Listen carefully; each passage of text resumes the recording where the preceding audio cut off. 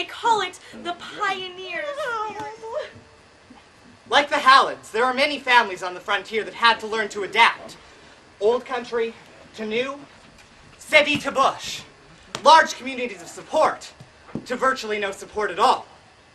Nonetheless, life moves forward. Men needed work, women had to run the home, and a whole generation of new islanders needed an education. All these tasks came with their own set of frustrations, challenges, and catastrophes. Yeah. Give her a look, Miss Jones, your very own piece of heaven. Well, it ain't the city, mind you, but your very own piece of heaven nonetheless. Fixed up special for you. Everything you need. Nice little girl all alone and away from home on her first job. Miss Mabel Estelle Jones. Such a sweetheart. Our little Camp 6 sweetheart here at the old mouth of Nixon Creek. Oh, Miss Mabel Estelle Jones. Such a sweetheart. Our attractive, unmarried little sweetheart here by the old mouth of Nixon Creek. Miss Mabel Estelle Jones. What a sweetheart. Our Camp 6 sweetheart, here by the godforsaken mouth of Nixon Creek. Gosh. Really? Woo-wee! We asked for a school teacher. Who knew we'd end up with someone like her? It's a mighty nice change to have a girl like her around a logging camp. What Does are the children something to aspire to?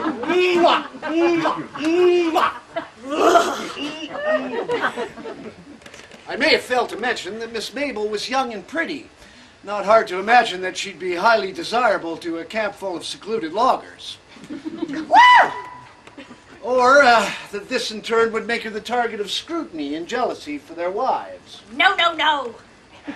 Too bad Miss Mabel hadn't developed the thick skin that comes with living all alone on the frontier. Too bad indeed. But thank the Lord for Pete.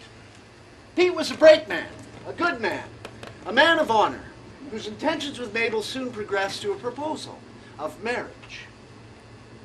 But even an engagement couldn't put an end to the rumors.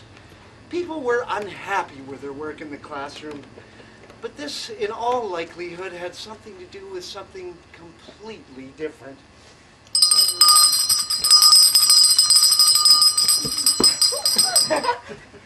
Nevertheless, she continued on at the school. In 1927, she had 6 grade 1s.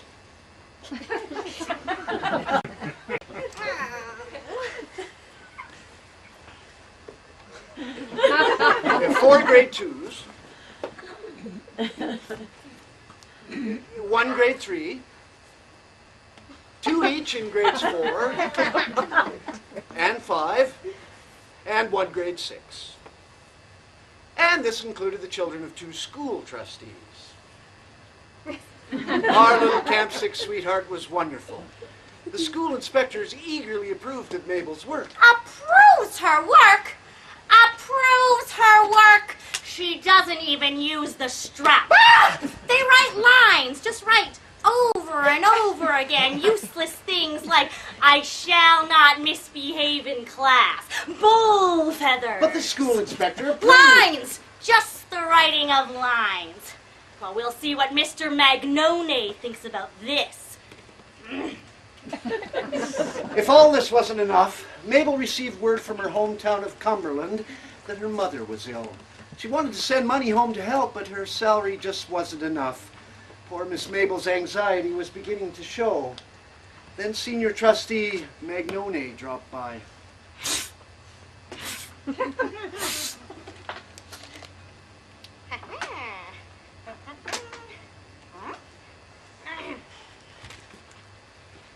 Just a few complaints I wish you to attend to. First charge! Her incessant habit of letting the flag fly rather than raising and lowering it daily. Now I know you've had some trouble with the rope. I know it can become tangled, but it's rope. Everyone has trouble with it. I have trouble with it. Actually, I've had a lot of trouble with the damn thing. Always developing knots. Impossible to get up, and the time comes to bring it down, but you can never bring it... Still, it's a duty of the schoolhouse to raise and lower the flag daily. Maybe get an older boy to do it. Someone who can handle it. Second charge. The careless manner in which the children march into school. Some people are taking it to show a lack of discipline on your... Total, utter lack of discipline. Yes, I know. You told me before. Sometimes the children are overexcited and you march them in and out to calm them down. Calm them down? Calm them down. More like turning them into little soldiers. Just in and out and in and out. Where's the lesson in that? Please, if you could just consider a different approach. We know you are trying. Third charge! Wasting scribblers. Wasting what? Scribblers! Notebooks! Things that are very hard to come by in these parts. Yes. Well, if you'll just consider the complaints, Miss Mabel. We only want what's best for the children, ma'am, as I'm sure to you.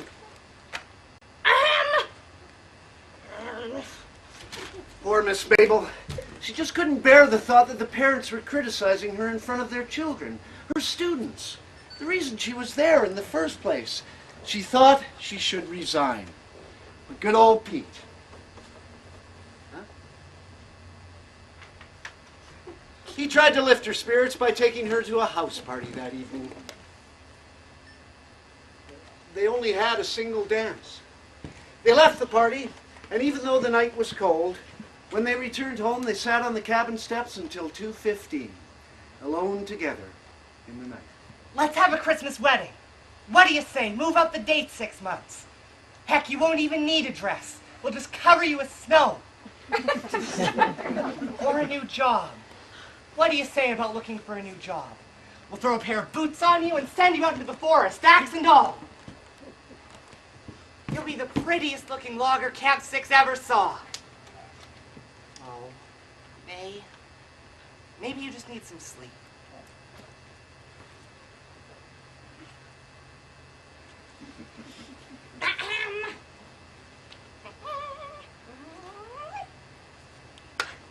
Scribblers. You're always wasting scribblers. And what about the flag? You can't even raise and lower that. Out of my office. What are you, Lady, lazy or something? terrible job. You are doing. Terrible job. You're disciplining their children. You're making If you us are so terrible. completely What are you unable doing? to You're doing everything discipline those wrong, children wrong. as you have shown so far, Wrong. there What are is you no doing? way, You're making us absolutely terrible. no way. Her neighbor, Mrs. Jane Clark Davy, found her the next day. 2 notes pinned to her dress. One for Pete and one for... The constable was called in right away, and Mabel was moved to a Duncan mortuary. The story was in the paper a day later, and an inquest into her death was arranged a day after that. School trustee Robert Magnone testified that he had no previous experience as a trustee and conceded that he couldn't swear to the validity of any of his complaints because he acted on hearsay. His wife, school trustee Malvina Peake, told the court she had no idea why the school teacher had killed herself. The jury found the criticism of the trustees the ultimate reason why, all alone in her cabin, bullet aimed at her heart, Mabel decided to take her own life. Wait! There's so much more to the story! The jury went further than that. They suggested a review of young teachers in isolation faced by life alone on the frontier. From there, reaction snowballed. That same month, the Victoria chapter of the Council of Women asked for better protection of young teachers. The very next day, the Colonist newspaper reported that the school trustees at Nixon Creek had been removed from office. From Mabel's death came revised provincial policy. The new policy provided reassurance. Reassurance that no one would be in that position again. No more Camp 6 sweethearts. Dear friend, there are a few people who would like to see me out of the way, so I'm trying to please them. I know this is a coward's way of doing things, but what they said about me almost broke my heart. They are not true. Forgive me, please. Say it was an accident. Maybe.